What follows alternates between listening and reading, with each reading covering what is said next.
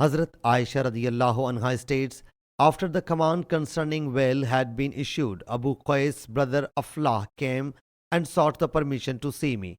Abu Qais was milk father regarding milk kinship of Hazrat Aisha radiyallahu anha. I said, by Allah Jalla Jalaluhu, I will not give Aflah permission until I ask Allah's Apostle sallallahu alayhi wa alihi wasallam its precept for Abu Qais' wife. Not he suckled me. Hazrat Aisha radiyallahu anha says that when Allah's Apostle sallallahu alayhi wa alihi wasallam came, I submitted. O Allah's Apostle sallallahu alayhi wa alihi wasallam, Abu Qais' brother came to meet me, but I disliked to give him permission until I asked you.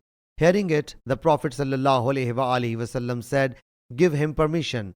Urwa says that Hazrat Aisha radiyallahu anha on its basis would say, declare unlawful on account of wet nursing what you declare unlawful on account of consanguinity. Sahih Muslim Hadees number 3558.